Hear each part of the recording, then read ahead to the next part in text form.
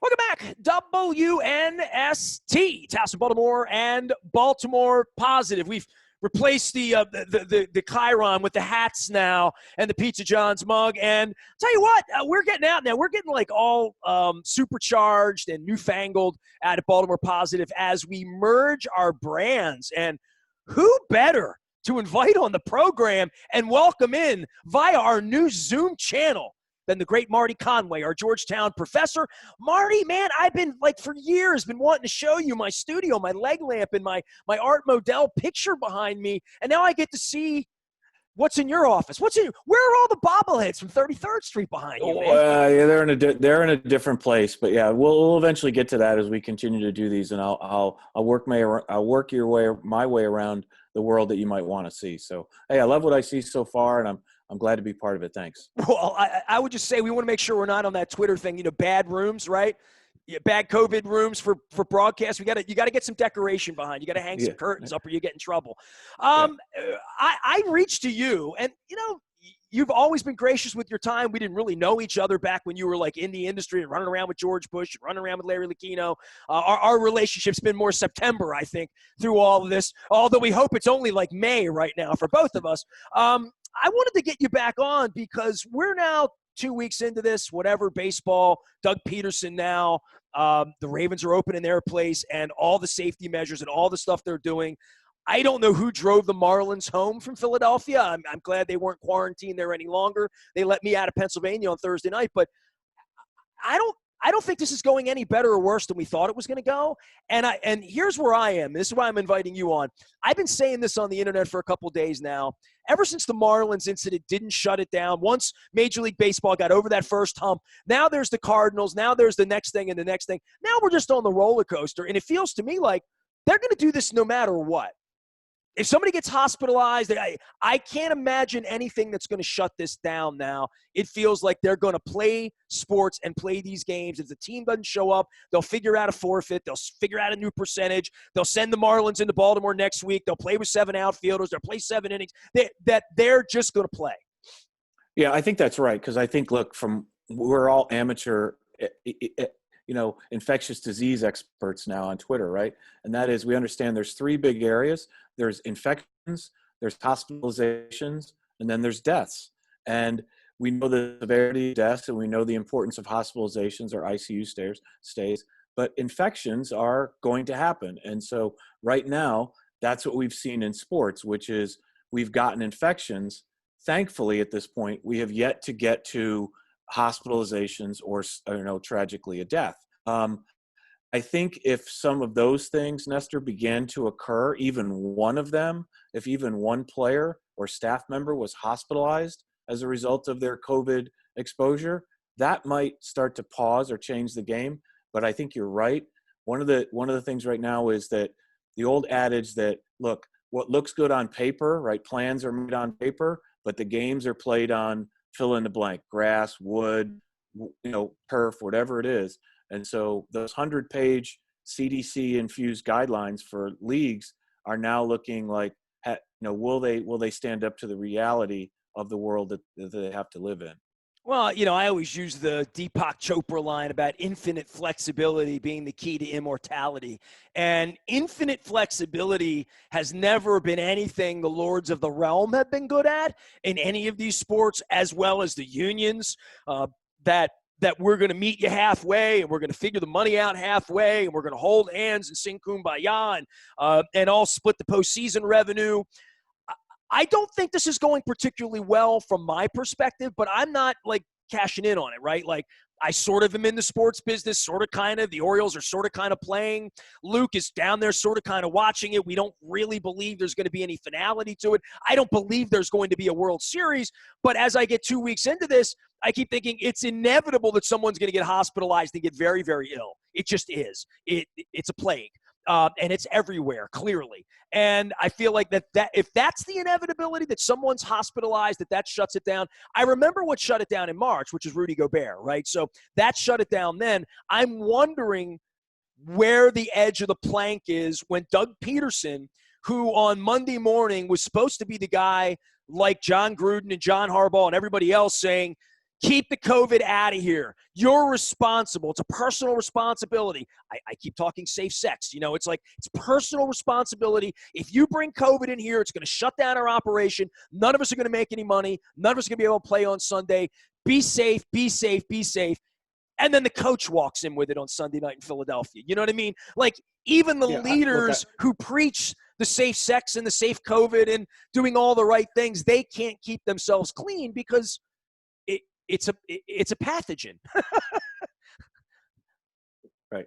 Yeah, no, I think that's great. And we just don't know. I think what we continue to understand every day about what the circumstances we're in is that there's more that we don't know than there's more that we know. And so every day we get revealed more that we don't know about this pathogen, about how infections transmit.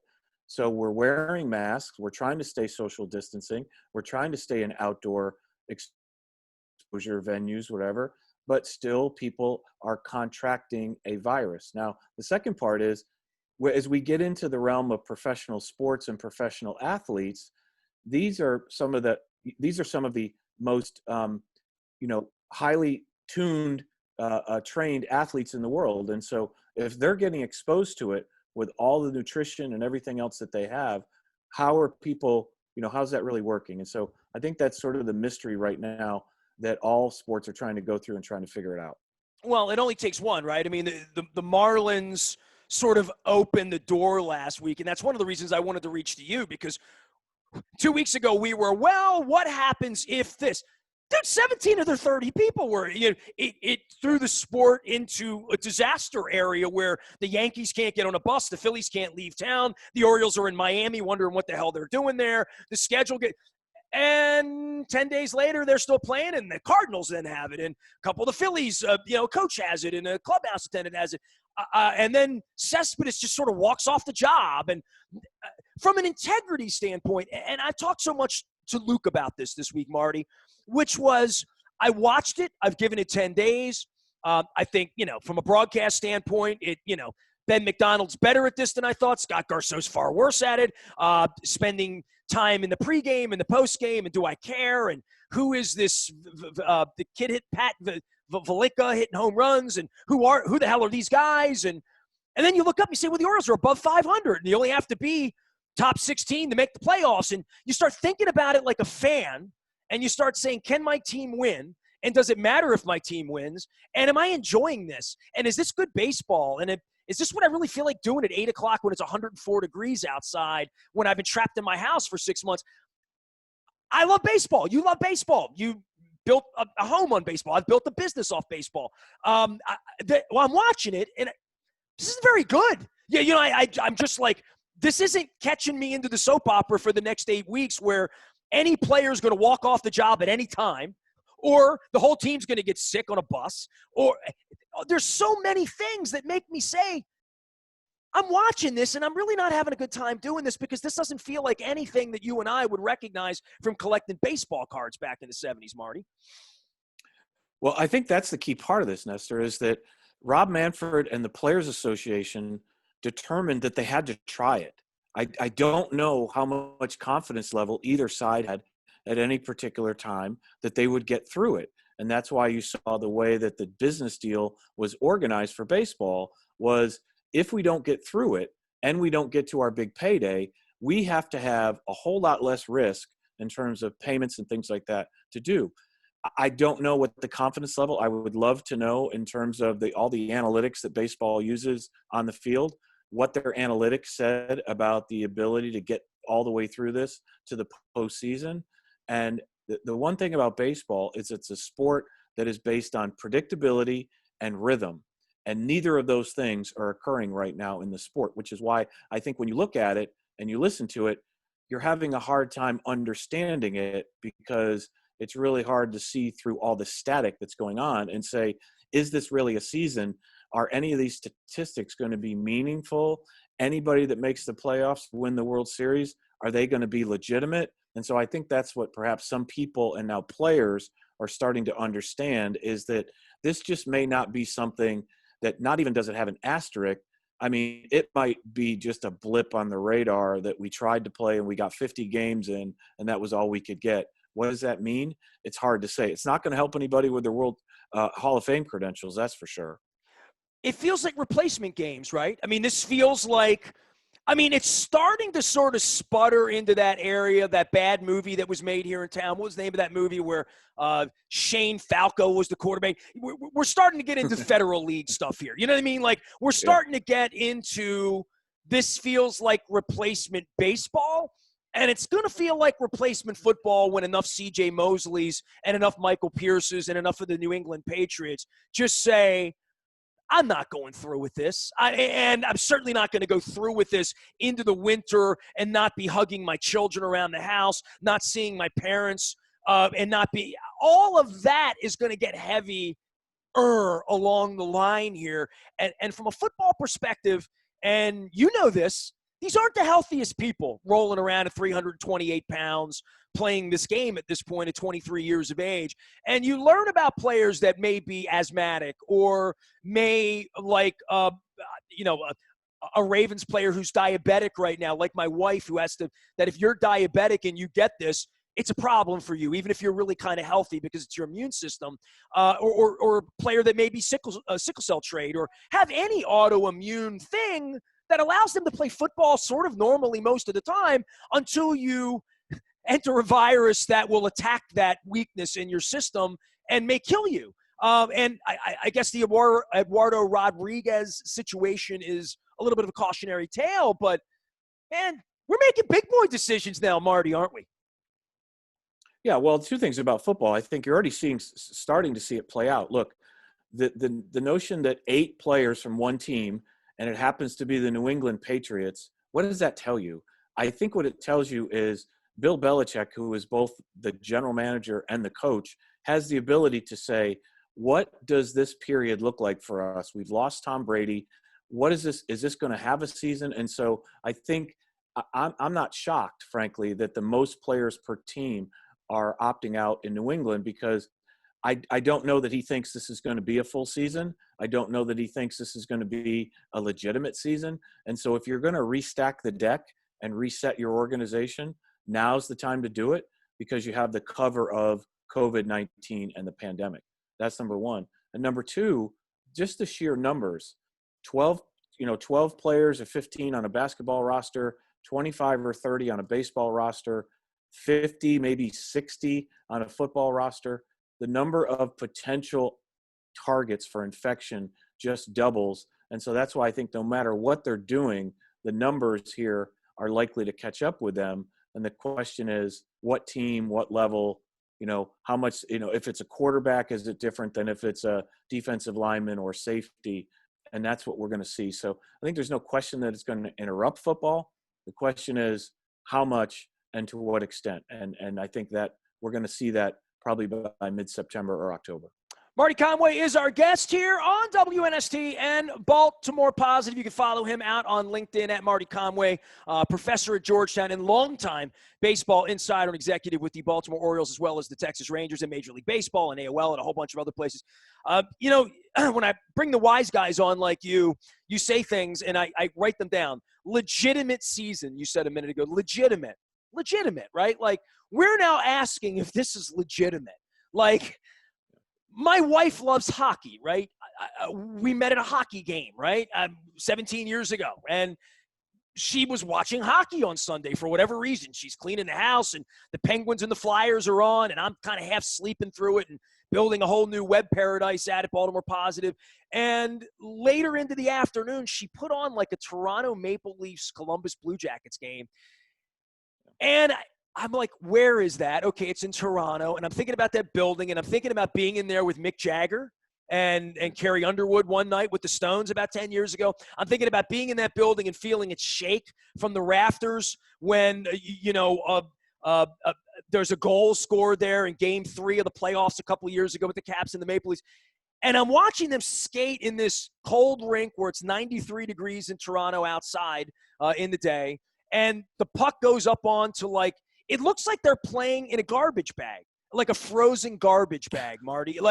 And it's It's effing August, man. It's August. You know what I mean? It's my mother's birthday. Yeah. It's summer, and they're playing for something called the Stanley Cup from last year in front of no one, where there'll be no parade, no beards, no fun, no high fives, no horns, no youpie, no nothing.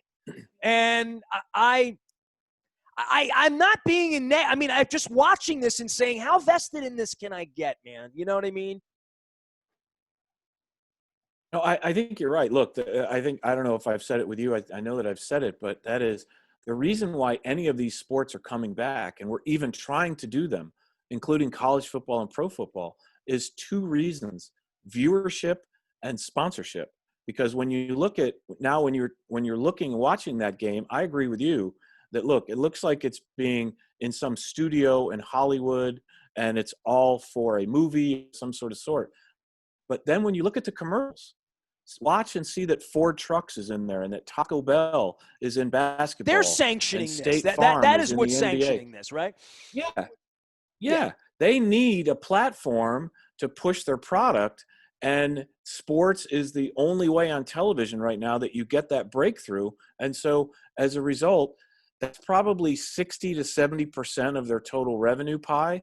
And that's what they're trying to capture. However that happens, whatever delegitimization they need to do to host, to get that is literally all they're getting through, because they know that if they don't, they run the risk of some insolvencies, bankruptcies, huge loans.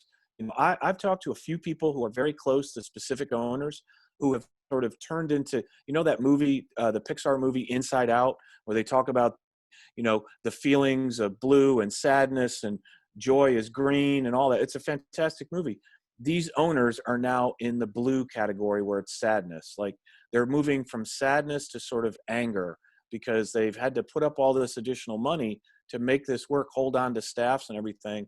And now they're starting to see it bleed into next year, and know that we may not have any people in the auditorium in December or January or whatever it is. And so I think you're going to start to see the feelings start to change here increasingly over the next few months, where baseball teams right now may say, why are we doing this? Like, ultimately, we are going to lose more than we make, and maybe we're just better off going into hibernation and we'll have to furlough staff, and we'll find new staff when the time comes to play in 2021. I mean, is it I don't possible know. that a major league team could wake up a week from Monday to say, we're suspending operations in the way that the Marlins did for 5 minutes, or the Phillies did, that literally that an owner like Peter Angelos, right, sitting up eating pudding, would say, I'm not going to be a part of this. I mean, he did that during a strike. Like, well, I'm not going to sanction, because I'm telling you what, dude, if I'm Steve Bisciotti right now, and I'm assuming there's a handful of football owners who really know this is not a good idea.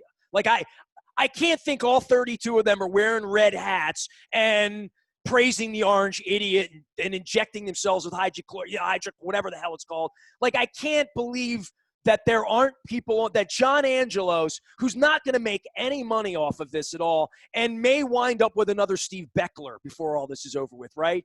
That you would want to sanction this, that it's somebody will just say, I don't want my team in, we're out, the way Cespedes just walked away. But to your point, every Marty Conway, every Greg Bader, every Kevin Byrne, every employee that is not a field uniform person that's given their life to doing this, right? What happens to them? And they don't get what Cespedes does, which is he checks out of the hotel and goes home to his $80 million that he's got under his cot wherever. But the rank and file people that are involved in sports don't have the ability to suspend operations for 18 months. Yeah, this is not corporate head count. It's what I call heart count, right? And that is, I think some of these owners, and I'm sure of it, not that I think, I'm sure of it, have decided to go along to get along, that they're willing to stay in the club. They need to stay in the club, but they're going to be expect not only to Nestor to be made whole, but when it comes around to next year, they're going to expect larger chunks of revenue from the central fund of the NFL, of the Major League, et cetera, because as much as they can estimate their losses right now, I still don't think they're going to know until this is all finished, whether it's in the fall, whether it's in the early winter, and then they come in and calculate all the losses, all the additional interest payments they have to make on the loans they've had to take out to get there. They're going to have, just like the states have their hand out to the federal government right now because of this, the clubs and franchises are going to have their hands out to the central offices and say, we need more because of what we had to do to put these games on your behalf so that we could collect TV revenue, Ford trucks, Taco Bell, State Farm, and everybody else that wants to advertise in the games. I think that's ultimately what they're doing, which is why you see them playing in what is essentially looking like an empty warehouse, and we've just cleared it out so that we can actually play a game. Give me your professional opinion, man. You've been at this since how long? 1980 something, 70 something, right? I mean, if they call you, yep. All right, well, if they call you down at Georgetown and say consult in, Peter Ueberroth, puts the band back together with you or whatever, the former president of the United States who, calls you and says, I'm going to call you in here, Marty. Tell me what we should do. I mean, I know big boys get together in meetings, and I know Rob Manfred at heart, he's just a lawyer. I mean, I remember the first time I saw him on the podium acting like a chihuahua 25 years ago, at the side of Bud Selig and, all those guys during the strikes and the threats of the strikes at the turn of the century. And I see that side of him, and I see that boardroom side of his red hat and thinking, that's why I'm saying no matter what, they're going to go through with this. But you don't think that they can finish this now, or do you? Do you really believe there's a Super Bowl in Tampa, there's a World Series, that there's you use the word legitimate tournament somewhere in October for baseball? Like, I'm convinced basketball might get through this and hockey might. I'm convinced I'm not going to watch it. I'm convinced I'm not interested in it, but I'm convinced that their bubble thing may be better. But I'm more concerned with baseball and football because they play in my town, Yeah, look, I think ultimately we know that the NBA and the NHL and the Premier Lacrosse League and MLS and everybody that has the controlled environments are going to get through what they have. I think in terms of either it's whether you talk about baseball, NFL, college football, et cetera, they're going to have what I would consider to be enhanced quarantine circumstances in order to get through it.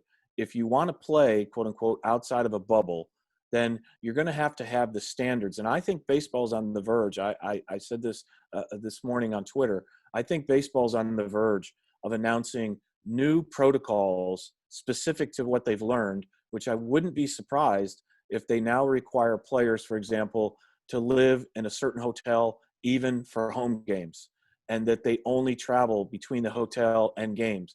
Essentially, checking families out for periods of time. It's a military assignment at this point, like literally, right? Yeah, I think that's a good analogy, because then they know that they have the best chance to do this. Because, look, I don't know this for sure, but I would not be surprised, based on Rob Manfred's comments that he made, and he seemed a little irritated, that the Florida Marlins outbreak, look, it happened in Philadelphia. How far away is Atlantic City, right? I would not be surprised if some of these players went to a casino or some other type of multi-person location outside of the sort of the bubble protocol, came back, infected another 5 players from the next day to do it. I just don't think it's realistic to think that they got this through the clubhouse, or, like you might get something in the shower. So I think they're going to start to look at really strict enhanced protocols. And if those can't work, then I don't know that they can play outside of the bubble. Come on, man. You've done this a long time. How long does bed check really work? Really? Yeah, look, like I said, I think the question for them is going to be, and you saw Rob, I think in terms of his attitude towards this, was he sort of challenged the Players Association to say, you've got to take care of your players, because if you don't, we can't run this season. Because ultimately, you're right, the clubs can't do bed check and supervision on the players. Look, I know when the NFL teams go on the road, every floor that players stay on has security people located on that floor. Those players come and go. People know who it is, coming and going, et cetera. Baseball hasn't been willing to do that, but they might have to. But I think he looks at the Players Association and says, you need to supervise your players and tell them that we're on the verge of shutting down unless they can adhere to these protocols. And I'm likely to put some enhanced protocols in place. And if you can't adhere to those, then we will shut it down. Well, it's literally, to bring it back to your classroom setting, Marty, one bad apple screws up the, like literally, it's just, you're going to shut the whole sport down because we can't keep it clean. And, I know they've talked about the watches and contact tracing within buildings for football teams and whatnot, but we literally are talking a bit of a military lockdown, right? And from the baseball perspective, you're staying in the hotel. That means you sneak your wife in or you don't, or your girlfriend, you know what I mean? All of that stuff. All I got to say is Earl Thomas in this offseason to anybody here locally. And you would know that thinking you're going to lock down 25-year-old players in and out of hotels for 75 days away from women, children, family, everything. I just don't – I don't see that as realistic, but I know the business side of them, no matter what, we've got to do this, right? Yeah, no, look, I agree with you. I think it's impractical to do. I'm saying that I don't know that he will do it. I think that it's possible and perhaps likely. But let me leave this on that subject, which is if you're asking you or me to stay specifically in protocols in a hotel and not go somewhere, and we're making whatever our average daily wage salary is, these are players who at minimum now are making $500,000 for a season. Now this is prorated, so it might be $150,000 or $200,000 even for a rookie. These are people who, Ness, don't have a huge savings at this point. Like they either do this or they're unemployed. And so I think that's sort of the question to many, which is the amount of money which is at stake. Look, some of these guys are playing even for a third of the pay because they have to, because they don't want to leave this money aside. And so if you start asking people at the low end of the spectrum to quarantine, yeah, you get some pushback. You start asking millionaires, tens of millionaires to quarantine or not money, they may start to look at this and say, I really have to have this money. So not only am I going to do it, but I'm going to ask every rookie on the team to adhere to it because all of our money and all of our salary is connected one way or the other. Man, the ultimate team thing, right? Literally. I mean, we're either in it together and we earn a living or we don't and we all go off in the streets and have to figure out another vocation, literally, for the time being. Marty, I'm glad you don't have to figure out another vocation. You got the Zoom thing going on for your Georgetown youth and sending the kids back to school and learning remotely and all of that stuff. Any parting shot you want to give me of wisdom on the way out the door? You've been tweeting about so many things lately. Yeah, no, like I said, I think what we don't know here is what we do know is these 100+ protocols are just plans. And just like the great philosopher Mike Tyson said, a plan only lasts until a guy gets punched in the face. Every sport is going to get and has and will get punched in the face. The question is what they do about it, and is it sustainable, and how much legitimacy do they want to see? How much criticism are they willing to take? How much risk are they willing to take? And reminder, we're only at the infection level. I do think if we get to the hospitalization level, I think that's probably a flashing red light that might stop a league along the way and have them pause and reconsider. Well, the light's certainly orange, a deep orange, and Oriole orange at this point. Marty Conway, the good professor at Georgetown and longtime MLB insider. You can find him out at Marty Conway on LinkedIn, on Twitter, and wherever wisdom is given away for free out on the internet. Marty, I appreciate you, man. Thanks for dropping by.